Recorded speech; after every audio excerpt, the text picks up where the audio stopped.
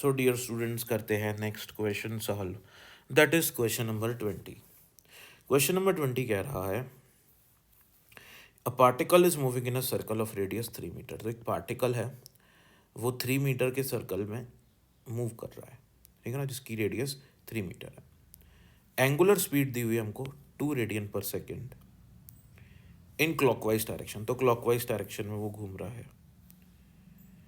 The acceleration of particle at point P, जब वो point P पे होता है तो उसका एक्सेलरेशन कितना होगा, ये हमको पता लगाना है एट पॉइंट पी पे। तो यहाँ पे हमको डायग्राम भी दिया हुआ है कि पार्टिकल जो पी है, पी पार्टिकल जो है वो हॉरिजॉन्टल के साथ 60 डिग्री एंगल बना रहा है। देखो, सर्कुलर मोशन में हमारे पास दो तरीके के एक्सेलरेशन होते हैं। एक एक्सेलरेशन होता है सेंट्रीपिटल एक्सेलरेशन, जो हमेशा सेंटर की तरफ डायरेक्टेड रहता है, ठीक है ना। और एक एक्सेलरेशन होता है टेंजेंशियल एक्सेलरेशन, जो हमेशा इस सर्कल के टेंजेंट पे प्रेजेंट होता है, टेंजेंशियल डायरेक्शन में होता है। तो सबसे पहले हम सेंट्रीपिटल एक्सेलरेशन निकाल लेते हैं। सेंट्रीपिटल एक्सेलरेशन का फॉर्मूला होता है ओमेगा स्क्वायर आर। ओमेगा की वैल्यू हमको दी हुई है, ओमेगा स्क्वायर 4 हो जाएगा, आर की वैल्यू भी दी है। सेंट्रीपिटल एक्सेलरेशन आ गया 12 मीटर पर सेकेंड स्क्वायर। यहाँ तक हो जाता है। उसके बाद हम निकालते हैं टेंजेंशियल एक्सेलरेशन। टेंजेंशियल एक्सेलरेशन का फॉर्मूला होता है d v by d t, क्योंकि टेंजेंशियल एक्सेलरेशन क्या है, जिस रेट से वेलोसिटी चेंज हो रही है। मतलब क्या कि अगर कोई पार्टिकल यहाँ पे उसकी स्पीड 2 है, फिर 3 हो जाए, फिर 4 हो जाए, फिर 5 हो जाए, ऐसा कौन करेगा, ऐसा टेंजेंशियल एक्सेलरेशन करेगा, ठीक है। तो हम निकालने की कोशिश करते हैं tangential acceleration using this formula.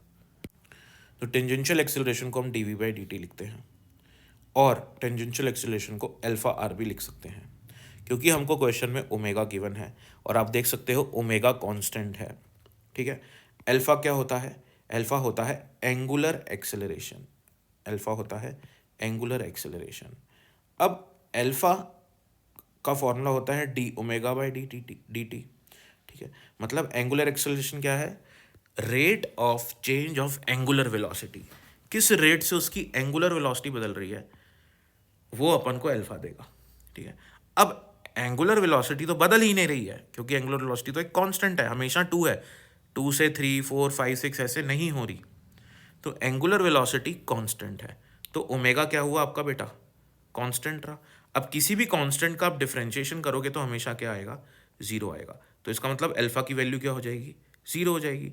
तो अगर अल्फा की वैल्यू जीरो हो गई तो टेंजेंशियल एक्सेलरेशन क्या हो जाएगा, वो भी आपका जीरो हो जाएगा। तो यहाँ से आप एक बात नोट कर लो, आप एक बात नोट कर लो कि इफ़ ओमेगा इज़ कांस्टेंट, यहाँ पे मैं लिख देता हूँ आपके लिए, आप अपने किसी कॉपी या रजिस्टर में इसको नोट कर लेना। If omega is constant then alpha is 0 and this implies कि टेंजेंशियल एक्सेलरेशन भी 0 रहने वाला है, ठीक है।